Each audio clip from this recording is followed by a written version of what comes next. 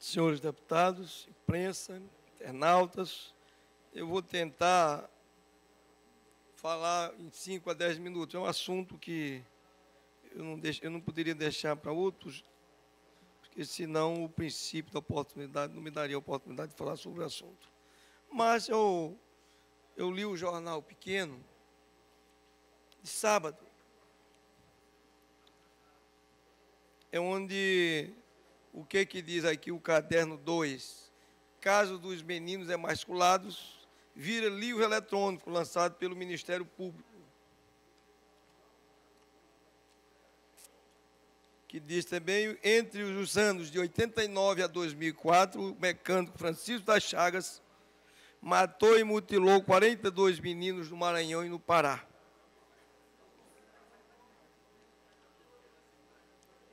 E também, aqui eu via também a matéria aqui do blog do Felipe Clã, onde ele diz, parece que ficou somente como história, verdade de um passado recente, mas poucos lembram, fato que o belo e sofisticado auditório da Procuradoria do Ministério Público estava ocupado diante da importância do assunto que estava sendo resgatado. E também naquela oportunidade foi lançado um livro durante aquela jornada. E naquela época eu era secretário, eu assumi a Secretaria de Segurança Pública no dia 3 de julho de 97. E esses fatos iniciou, na realidade, em 91. E foram até 2003. Foram 12 anos. Essas crianças e adolescentes mortos aqui na grande ilha de São Luís. E, evidentemente, de 91 a 2018, agora, são 27 anos. Mas os fatos ocorreram de 91 a 2003, durante 12 anos. De 2003 até a presente data, são 15 anos. Depois que cessou esses crimes no Estado, são 15 anos. Mas o que se pode observar é que no Maranhão foram 30 homicídios, ou 30 casos. Aí que eu lembro bem que quando eu cheguei em 97, os fatos já vinham ocorrendo desde 91. Aí que eu vejo aqui que do primeiro para o segundo foi no dia 17, outro no dia 18, seguidos. E eram crimes misteriosos, que a população, somente as pessoas mais humildes, já não sabiam o que fazer. E o certo é que no Maranhão foram 30 crianças, e no Pará, em Altamira, foram 14. Desses 14, 3 sobreviveram. E quando nós, na época, secretário, assumimos o sistema de segurança pública, o caso já vinha existindo há alguns anos. E esses inquéritos a gente não tinha, porque naquela época só tinha 60 e poucos delegados. Em 91 e 97 que houve, em 98 que assumiu mais de 200 delegados. Então, o que eu determinei? Na época eu determinei ao delegado, que era do homicídio na época, que era o doutor Diniz, que ele levantasse todos esses processos, esses inquéritos, que era o João Carlos Amorim Diniz. Hoje ele está na Polícia Federal. O certo é que no dia 29 de maio de 2003, ele fez um relatório, onde trabalhou, reuniu todos os fatos, todos os nomes das crianças desaparecidas na época. Havia muitos que não havia inquéritos instaurados, tinha pessoas condenadas a mais de 20 anos, pessoas, eu me lembro que no primeiro caso, que foi o Ranier Silva Cruz, com 10 anos, e naquela época tinha uma pessoa que na época foi no dia 17 de setembro de 91, e me parece que era estudante de medicina veterinária, e ele terminou fugindo do Maranhão e ficou. Esse caso foi um caso que teve muita repercussão, e o certo é que reuniu todos esses dados, foi um trabalho de vários meses, isso no ano 2013, ele só veio entregar ao delegado, ficou exclusivamente trabalhando na catalogação de todos esses procedimentos pré-processuais que haviam sido instaurados, e outros não. Então, depois de todo esse levantamento, que foi um trabalho difícil, e o certo é que ele me apresentou o relatório ao delegado-geral na época, o doutor Nordman Ribeiro, o superintendente da capital na época é o delegado Shoa, e no dia 29 de maio, ele apresentava esse relatório de levantamento de nomes e inquéritos que haviam sido instaurados e que também não, e aqueles que não haviam sido instaurados, e nós, outros que tinham sido arquivados. E o certo é que, no último, foi o Jonathan. Foi o que foi. Teve o assassinato do Danielzinho, em 2003, e logo em seguida. E o Danielzinho, quando foi assassinado, eu me lembro que foi designado para investigar esse caso, foi o delegado Nilvan. E depois do Jonathan. E o superintendente, na época, doutor Shoa, foi fazer os primeiros levantamentos, me parece, com o delegado Jairo. E na investigação, lá na época, havia alguns cartazes. E o delegado, o Shoa, na época, achou com muita coincidência o mesmo cartaz do Danielzinho, praticamente o do John, da mesma coisa. E por isso, ele achou que o Chagas poderia ser a pessoa envolvida. E o certo é que o Chagas foi preso em dezembro de 2003 e veio para investigar, na época, a delegada Edilúcia, que estava assessorando, na época, o superintendente da capital, que era o Shoa, e o certo é que foi pedido a prisão dele, e depois já não tinha como manter o Ministério, na época, o Ministério Público já pedindo a soltura do Chagas, porque não tinha elementos, mas, mesmo assim, foi prorrogado a prisão e foi identificado o Francisco das Chagas. Diante de todos esses trabalhos, de tudo isto, chegou-se às investigações com laudos, foi um trabalho feito juntamente com a Polícia Federal, também fez o acompanhamento, principalmente na parte técnica, que a maioria desse material foi para Brasília. Também, os peritos, também, do Estado, fizeram excelentes trabalhos. Aqui, relativamente a esse caso, foi designado alguns peritos, para que ainda foi também outros peritos para o Pará. E o certo é que ficou definido que no Maranhão foram 30 crianças mortas e emasculadas, e no Pará, 14. Desses 14, 3 sobreviveram. Então, são fatos que a história nos afirma que foi o maior serial killer no Brasil. foi essa morte dessas 30 crianças imasculadas do Maranhão, somente aqui na periferia. Quando o Chagas aqui, quando foi preso, quando se foi lá no casebre dele, lá tinha 4 crianças enterradas dentro da casinha dele lá, dentro de sacos.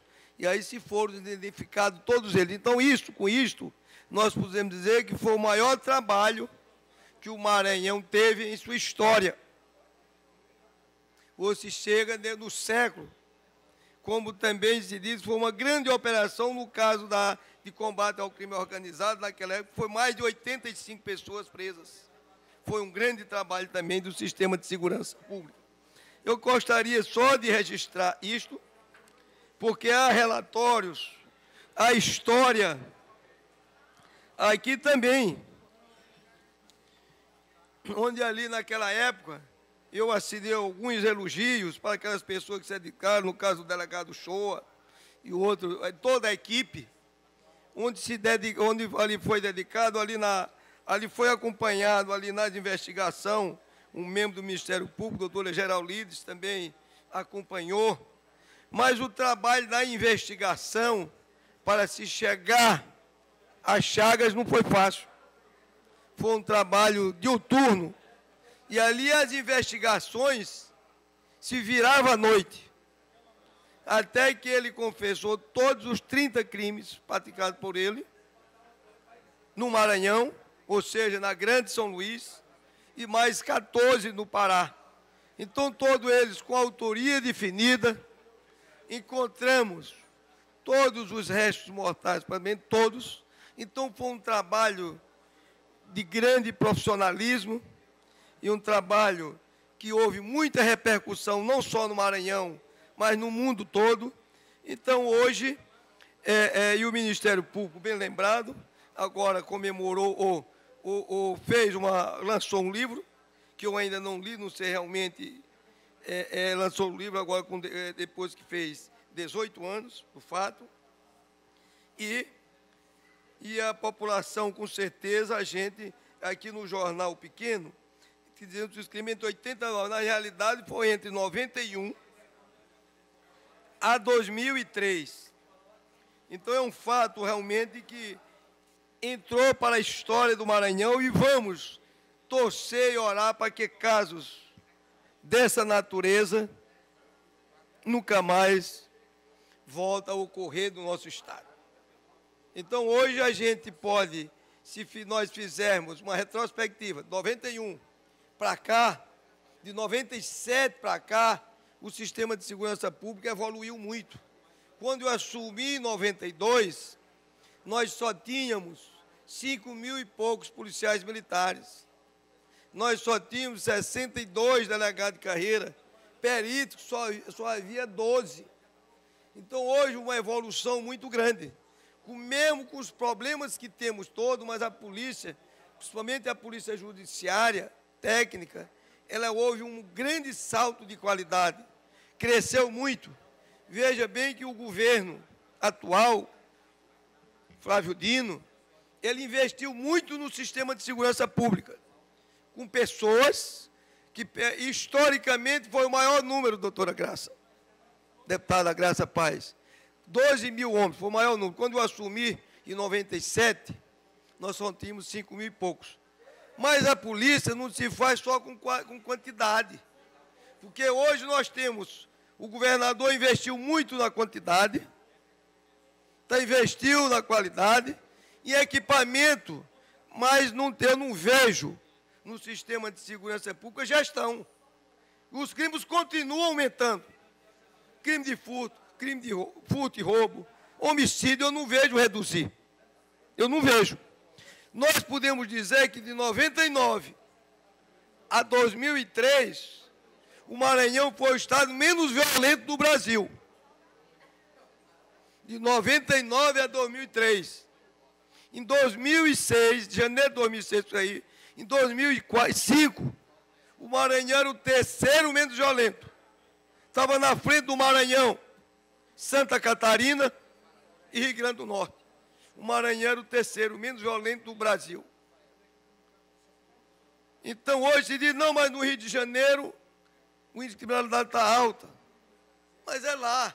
Nós temos que brigar pelo nosso Estado. Cada um briga pelos seus. Nós temos que trabalhar, meus amigos. É aqui no Maranhão.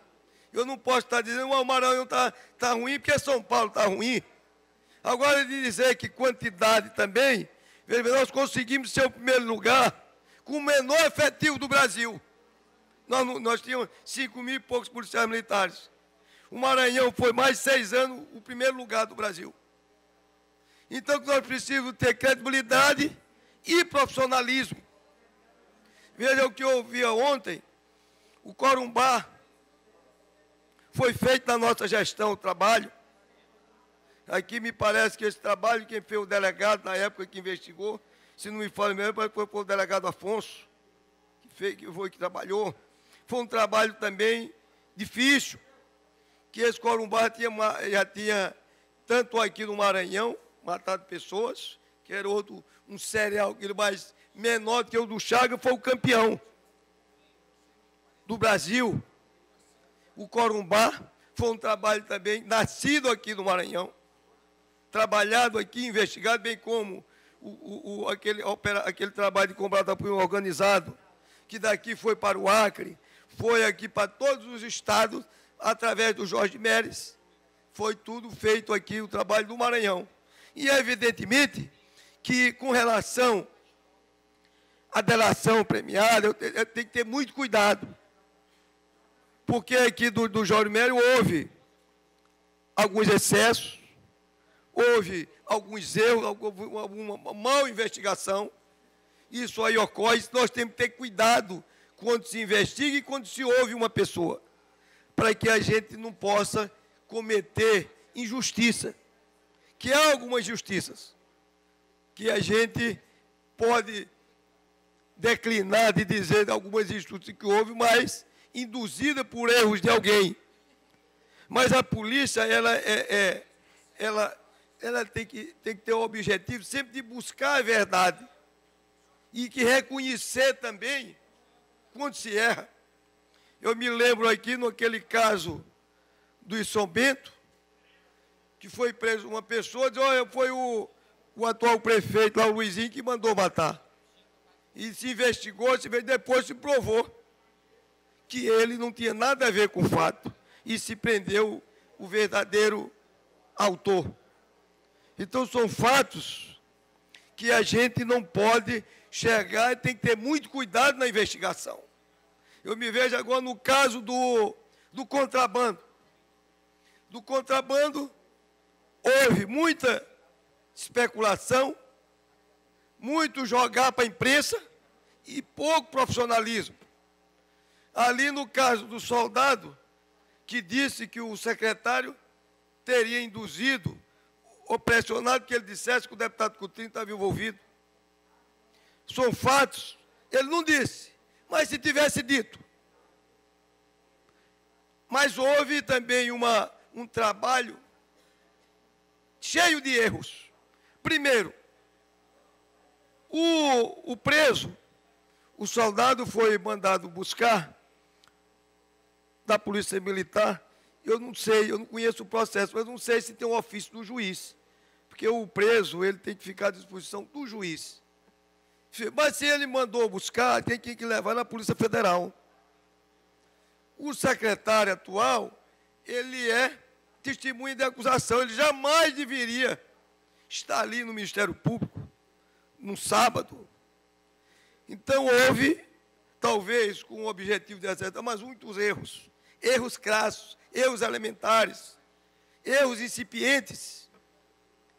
Então, mas houve todo esse problema porque foi feito com erros. Então, meus amigos, hoje, veja o caso do Décio Sá. São fatos que ficou na história do Maranhão. São coisas que nós, a polícia, ela não pode induzir, não pode errar. Testemunha não se diz o que ela tem que fazer. Ela tem que dizer a sua verdade. No caso dos meninos emasculados, muitas pessoas foram presos, condenados, indiciados, fugiram do Estado. No caso desse estudante de medicina veterinária, sumiu do Maranhão, inocente. Teve 2 ou 3 pessoas que foram condenadas por mais de 20 anos.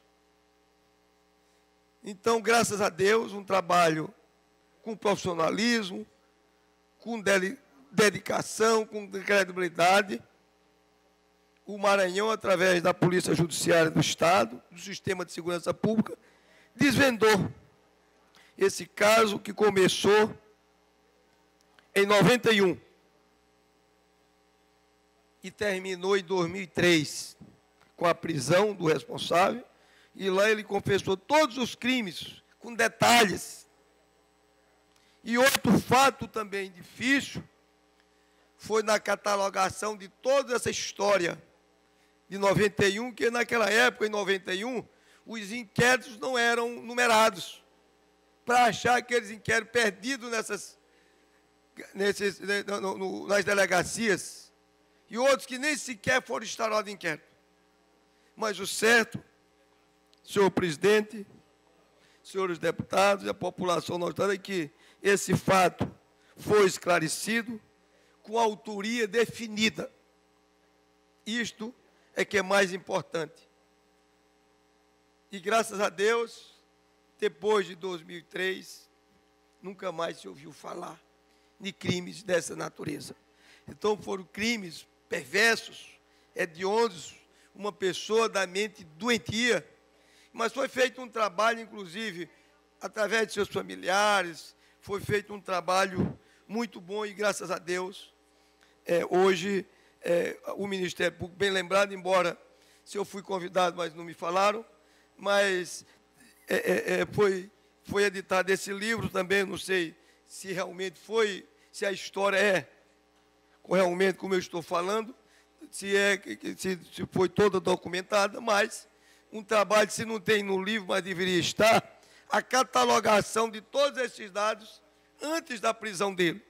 Isso foi um trabalho esplêndido, um trabalho magnífico, para que a gente pudesse ter esse relatório antes de todo, para a gente saber com quem poderia estar lidando. Só foi possível se chegar até ele depois de feito esse relatório e relacionado todos os crimes, da data que achado o cadáver, que não achado, da data do desaparecimento. Isso foi um trabalho também que ficou mais de 6 meses, aquela equipe trabalhando diuturnamente para que pudesse ser elaborado esse relatório. É só isso, senhor presidente. Fazer esse registro para que fique também aqui nos anais desta casa.